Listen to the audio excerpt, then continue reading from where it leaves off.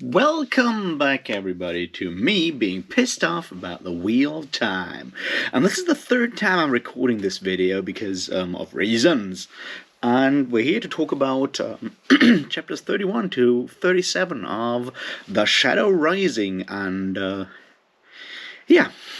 Made me kind of angry. However, this is Sunday evening.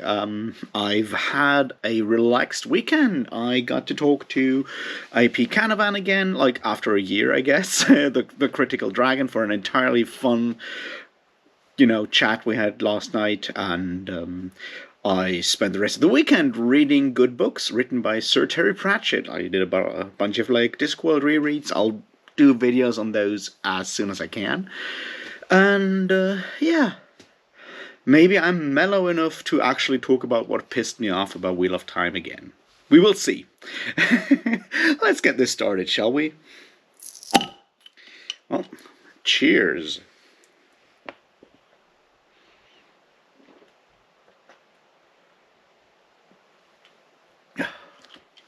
All right. So, you remember last time I said, that was the best part of Wheel of Time that I've read so far? I stand by that. Unfortunately, the next bit isn't that good. It still has a solid plot, and I guess at this point this is sort of like my general summary of the Wheel of Time so far is solid plot, terrible rest. And this time around it's a bit more of that, and we'll go through that. So basically we have two plot lines in those couple of chapters. They're rather long chapters, so we're still not updated with what happens with the girls in Tanshiko. We'll find out tomorrow, I guess, because I know the next chapter will be about that, I think. However, we're still stuck with the Dune plotline and the Robin Hood plotline. Or like Perrin and Fail and gang hanging out in the Two Rivers, and Matt and Rand and Egwene and what's her name? Moiraine hanging out with the Aiel in, the Aiel Wastes, I guess. And, once again, the plot, what we could call plot, is actually pretty solid. The pacing, once again, also works fairly well. It's slow, but I don't mind slow plot, so we're good with that. So let's look at those things, go plot by plot, and start with the positive stuff and then turn to the negative shit, because there's a bunch of negative things going down. Let's start. So Perrin's plotline is solid, right? So they decide to move on to free Perrin's, master, Master Luhan, and his wife, and Matt's sisters and mother, basically, from the White Cloaks. And that's cool. That's basically the plot. They go there and they come back. And it's important to see that, I've spoken about how the Two Rivers are basically the Shire, and there's a lot of, Tolkien connections going down there. It's like, the plot that we're having here right now is definitely more of a, Robin Hood kind of plot, starting at least, right? We're coming back from the wars and, But it's also a bit of a plot, like Lord of the Rings plot. This is basically the scouring of the Shire, the second to last chapter in The Return of the King. I think it may be the last one, but I always thought that there's a last one that's called The Grey Havens. But I might be mistaken, and I didn't double check because I'm lazy like that. However, it's basically that, right? Perrin has seen the world, comes back, sees his homeland in a terrible shape, and decides to do something about it. And because he has been out there and has had adventures, a lot of adventures really, he, is able to help people, I guess, or at least has enough self-confidence. And that's sort of, I guess, the same thing that we see with Lord of the Rings, right? It's like, it's not so much about, them having had adventures in foreign parts, it's like actually knowing about, both the cost of, say, freedom and a good life, and having the willingness to do something about it that helps the hobbits in Lord of the Rings to actually kick out the men out of the Shire at the end of Return of the King. And we have, like as I said, like a similar situation here, right? Including that scene when Perrin is at one of those farms and has his like long speech on like what they should do, and band together so they can defend. Yeah, that's fairly close, or parallels fairly well the Lord of the Rings. Now, I don't mind that. The Scouring of the Shire part of Return of the Kings is one of my favorite parts of Lord of the Rings, actually. I do like that. Because it shows that melancholy, especially with someone like Frodo on the one hand, and on the other hand, the boys, Perrin and like Pippin and Perrin, Pippin and Merry having grown up enough to actually take their fate into their own hands. I like that part. So I don't mind Perrin actually starting to do his own thing. In fact, it's actually really cool to see Perrin finally actually take action and not just like follow.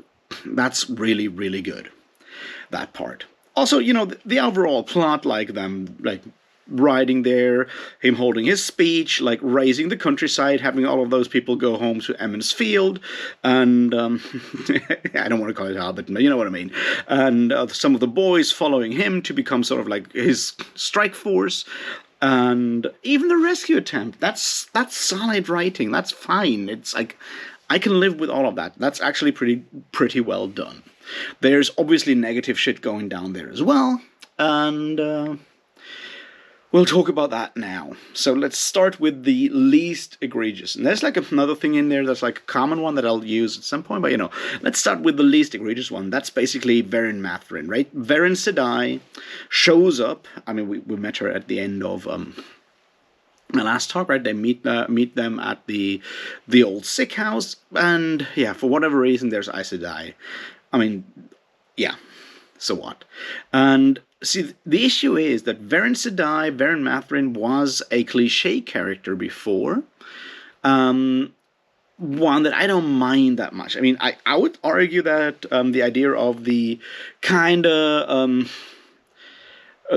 the geek, the nerd character with like very tenuous connections to reality, always stuck in a book or whatever, but can't help with like impressive perception and intelligence and knowledge in a pinch. That character has been around in movies, in books, and whatnot for a long time. It's, if you've ever played Rolemaster, the role-playing game, there was even a character for that. It's called the Cloistered Academic. So while Verin being something of a cliche, something of a trope in that regard, it's not one that I mind particularly. We can probably talk about how much that has, how bad an impact that specific archetype has had on, well, people growing up with an interest in knowledge and whatnot and being a bit less forward in like social interactions and whatnot, to put it mildly. But that's not what I want to do here, because that would need a lot more knowledge, and I don't have that. So I'm fine with that character. However, at this point, she's way more suspicious, or Perrin is way more suspicious of her. And I don't mind that in general. I mean, we've seen Perrin. We've seen Verin through Perrin's viewpoint in The Great Hunt, right? While Varant and gang are out there in one of the parallel worlds, hanging out with Lanfear, it's Perrin's viewpoint, and with Verin, and she doesn't come across as this sus back then, but now it's like it's important. It's like every single time they talk, it's important to make to make us suspicious of her with like her eyes becoming super sharp when she's focused, or like being all. It almost feels like she's playing the scatterbrained knowledge gatherer, and the other side is actually her real character. And yeah. I can live with that as well.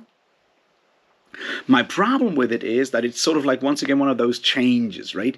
There's no reason given within the book on why her behavior changes, or whether it's Perrin being way more suspicious or her behavior changing. And my suspicion right now, my theory right now, is one that I've had before, and that is Robert Jordan not being a very, very good writer. By which I mean he changes characters and other things between books because he realizes that he needs a specific character or a specific place or whatever to play a different role in his overall story. And thus, when they come back onto the page, onto the screen or whatever, after a while, they behave differently. There's like a lack of consistency there that I personally, you know, it kind of shows. I mentioned that at the beginning of Great Hunt, not Great Hunt, or is it Great Hunt? I'm confused right now.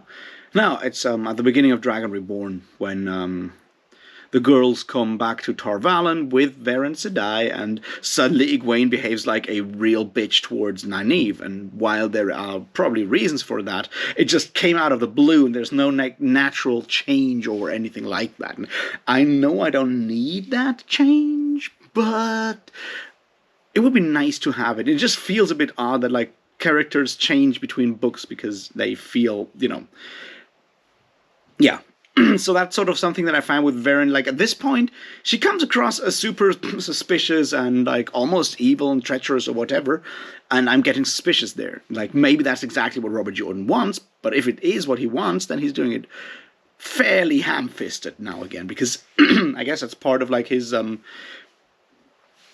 tell don't show kind of narrative style that he has in general, that he has to ram these things home because of the way he writes things. I assume that's part of the problem there.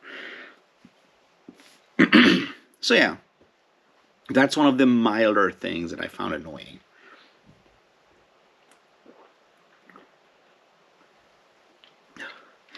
Let's look at another one that I found mildly irritating, and that's time. So I have a problem with how time works in these books, because at this point, and it's both in Rand's and Perrin's narrative at this point, we get mentions that they've been away for a year. 1 year. Now, I don't have the map. I don't have the map for for these lands, and I don't even know if the map has any form of like, this is how far, like any like actual like measurements so you can find out how far away things and places are. But this feels like a very, very crowded year, to put it mildly. I mean, apart from, I'm not sure if it's spring again. It's sort of like spring when they start out in Eye of the World, but during that year, someone like Tam Althor had time to recover from a severe injury, then travel, by horse, I guess, or foot, or whatever, all the way to Tar Valon and back, and get into trouble with the White Cloaks, and hide in the woods. The White Cloaks had time to burn Tam's farm, and the farm, being overgrown by weeds and stuff. It just doesn't add up to me. It's like, I mean, either that continent is extremely small, or time is kind of skewed. It should be like 2 years, if that actually makes any difference. But it feels like time is off here. And I know that, like, the gang, the kids have been like swooping around like with like all these like magical things, like using the magic subway and using the magic teleport and all that shit. I know, but still, for people like Tam and Abel Coffin on the one hand, or even people like, what's his name, Pat and Fane, the White Cloaks, all of that stuff, like, this should take months, way more than months, to actually do all of these things. And it just doesn't feel like that. And I don't know. I mean, personally, I don't care. I don't care that much. It's just odd that Robert Jordan feels it necessary to point out that it has been just 1 year. Instead of just like ignoring the fact, because really time doesn't matter at that point. It's like, yeah, they have adventures one after the other, but time doesn't really matter in that regard. It makes no difference to what Perrin is doing down in the Two Rivers right now, whether that's like 1 year or 1.5 years or 2 years. It literally makes no difference whatsoever. So why put it in there if it then feels like this odd? So yeah, that's like another minor one that I had.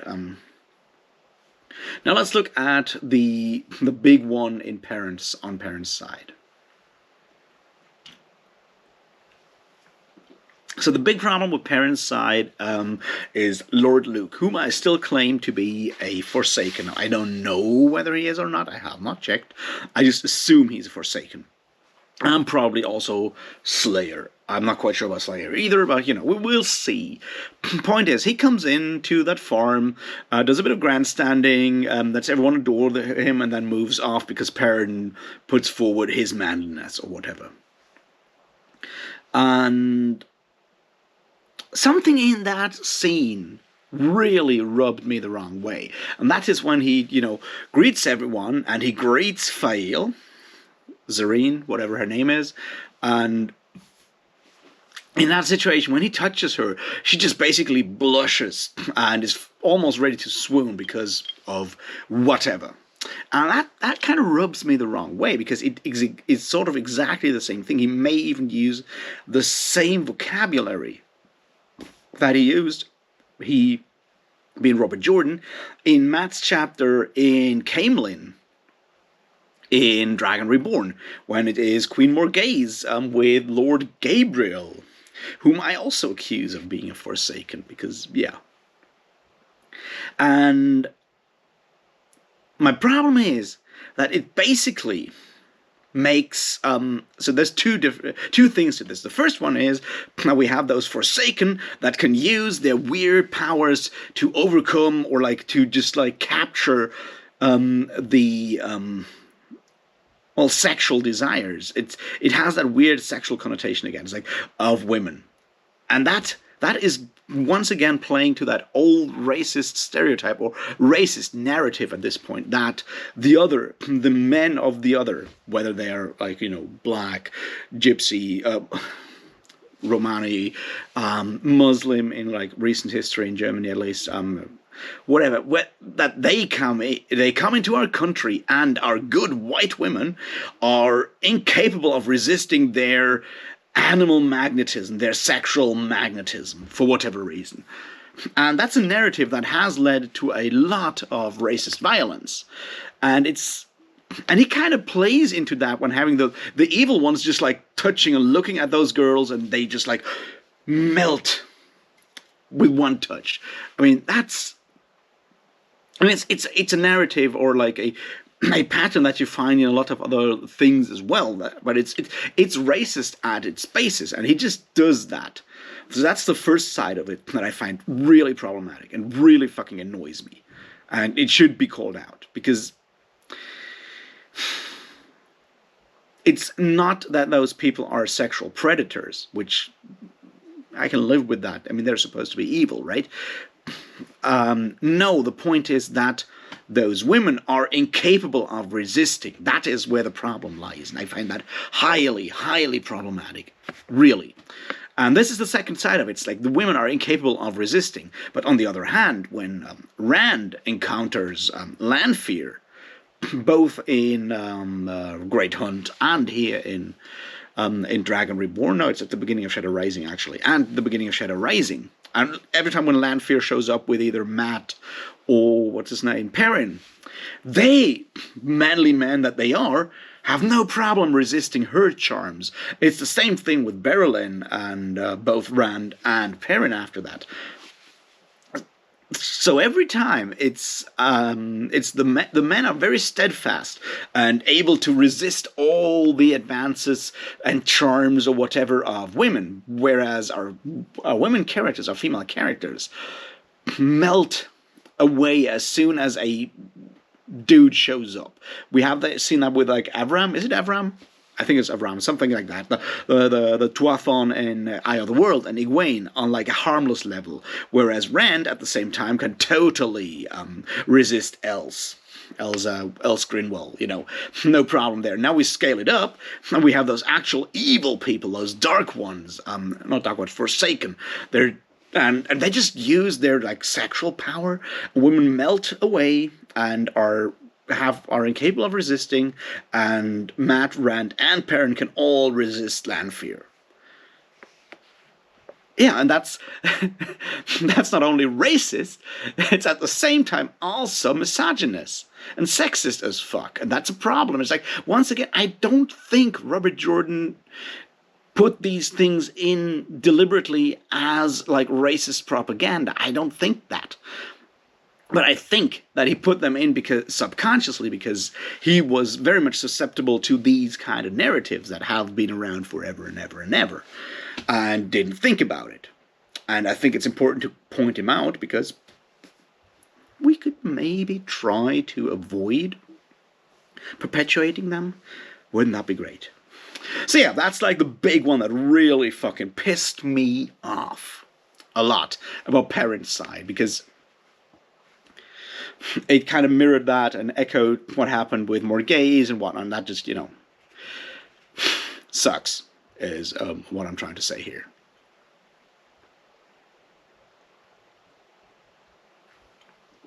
On the other hand, a almost positive one, Perrin taking action and having that situation where he can actually convince other people, and that being explained as ta'veren, is the first time that ta'veren actually makes sense within these books, because someone is actually acting, and the fact that he's more important because of whatever gives him a bit of like an extra oomph when it comes to impacting like events.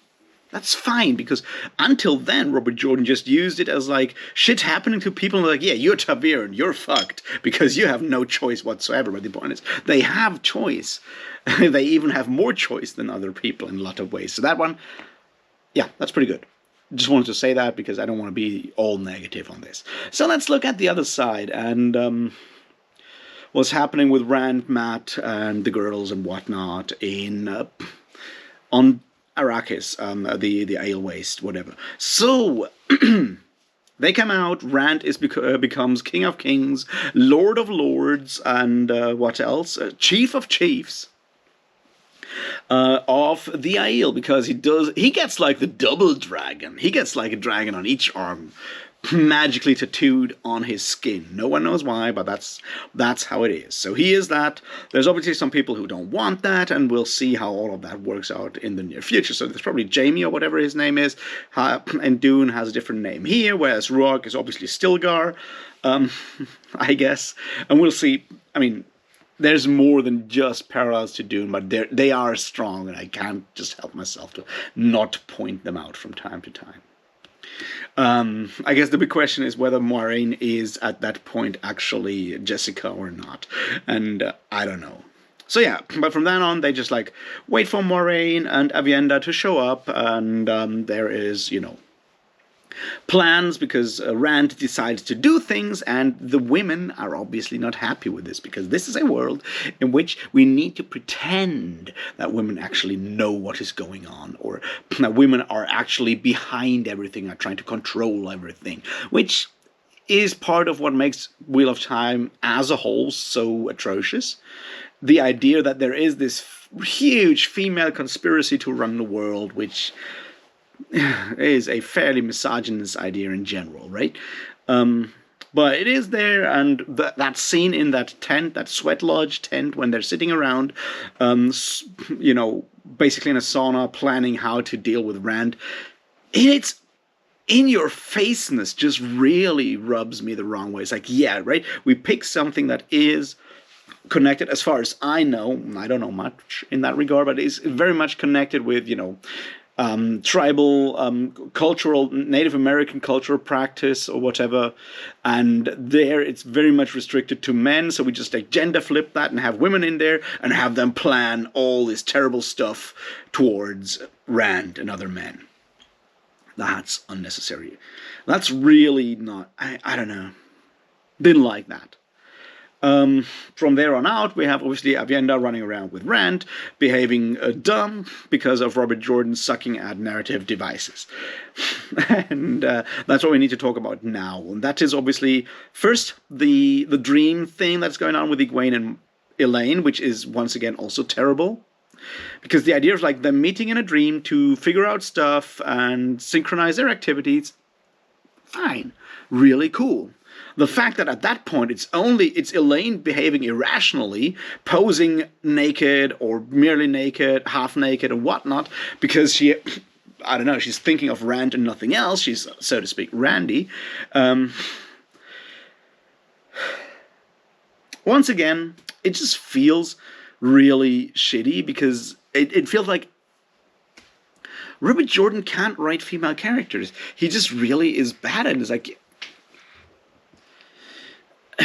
like she's in love with Rand, and that almost makes her crazy and all these things. Like, even like literally, it's like her hair standing around her like a crazy crown, or like it feels wrong to me. It feels off to me the way it is portrayed. And then you do the thing that we have done so often before. Now it's even more blatant this time around, right? Robert Jordan has already based a lot of like problems and actions and whatnot on misunderstanding, on people not talking to each other or not asking questions or misunderstanding. And, you know, he's not the only one who does it, and I don't mind it happening from time to time. I'm okay with that. It's a narrative device. It's not the one that I usually would like. You know, it's not my favorite narrative tool, but it's one.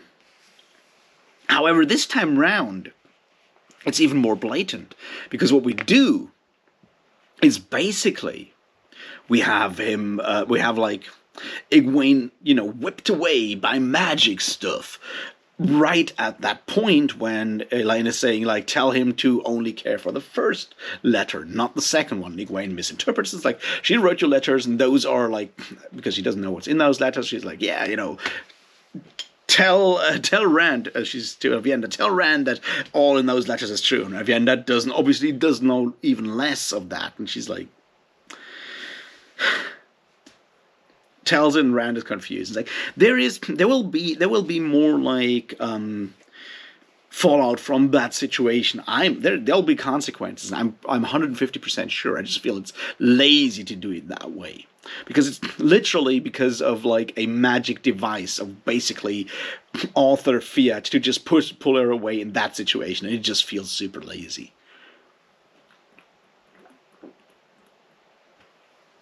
Plus, the way Avienda talks with Rand is just a bit over the top, to put it mildly. So yeah, sucks. But it's not the worst bit in these chapters. Once again, the idea of them traveling on, even that conflict between those two tribes of the Aiel, that's fine. The pacing is also fine. It's slow, but it's fine. And then we come to like two things that annoy me. One annoys me mildly, the other one annoys me to no end. So the mild annoyance is that they get attacked by Trollocs and Myrddraal, because of course they do. And that comes back to what I said right at the beginning in Eye of the World around the Shadar Logoth part, right?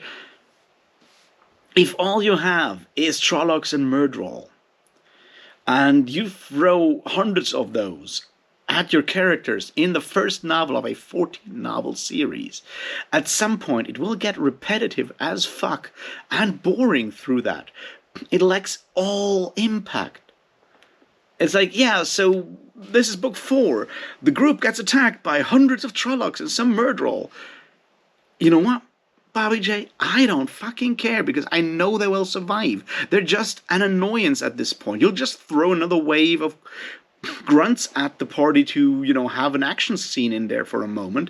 But that's all it does. There is no impact to having more Myrddraal and Trollocs showing up. And it was already annoying and boring at the end of that Ways chapter with Perrin. And it's just as annoying, if not more annoying now with the Aiel. It's just, you need to come up with something new. It's boring. Also, why not have more of those Shadow Hounds? They were at least something new. But yeah, we don't get that. Instead, we get more like murder on Trollocs, and it's a boring fight scene, and then we move on because we've seen this happen before, and it was already boring when you just lightning blasted the entire place in the Stone of Tyr. But this time around, it's like, well, why do I even bother anymore?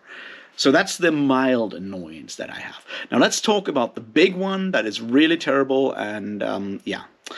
So remember when I talked about Pat and Fane being an anti-Semitic stereotype? Turns out they meet a second peddler from a different place, I guess, or maybe not. They meet a different merchant, call him peddler, of course, which, you know, has already something of a negative connotation in the word. And you know what's up with that guy, Kadir? Apart from the name Kadir having something of a Semitic sound, well, let's like tick off. He is not to be trusted. He is kind of dangerous, and or probably not telling the truth. He's probably lying. He's suspicious as fuck, and you know, all of those things. Number one. Number two, he has dark skin, swarthy even. Number three, he has a huge hooked nose. That means 100% of all encountered traveling merchants right now are potentially treacherous, hook-nosed people. Can we just talk about the fact that this is like in-your-face anti-Semitism at this point? And once again, I'm not saying Robert Jordan is an explicit anti-Semite. I'm just saying he just really does not think about pulling those fucking cliches, those fucking stereotypes, and those are harmful stereotypes. I mean, that's the point. Like, stereotypes can be used, cliches can be used for all kinds of things. But when it comes to something like this, where you connect very negative aspects, very negative facets of a character or whatever, to one specific image, one specific appearance that is then connected to one specific ethnic group, you're causing active harm. And yeah, at this point, the anti-Semitism is blatant, and that really, really, really makes me fucking angry. It annoys the living shit out of me. It's like, that does not need to be there. There's no necessity for it to be there. None at all. Like, I don't know. It just really, really, really, really pissed me off this time round again. Like, more so than with Pat and Fane, because I was like, yeah, that was unfortunate. And it's a problem with Pat and Fane, because every time we meet him somewhere, we're talking about his nose again. And now we meet another traveling merchant. and he just looks the same. We have all those things in there, and that's something that, if that continues, it will definitely be one of the main things that makes me hate this series. It's not the plot, it's not... No, it's literally the way Robert Jordan deals with these kind of things, and it's unnecessary. It's really terrible. All right, I guess I'll leave it at that, because you know what? There's not that much more interesting stuff happening so far in there. But this pitch is really, really, you know, I was glad that I had 2 days of not reading Wheel of Time at this point. However, I'll be back tomorrow with more of The Shadow Rising. And until then, cheers.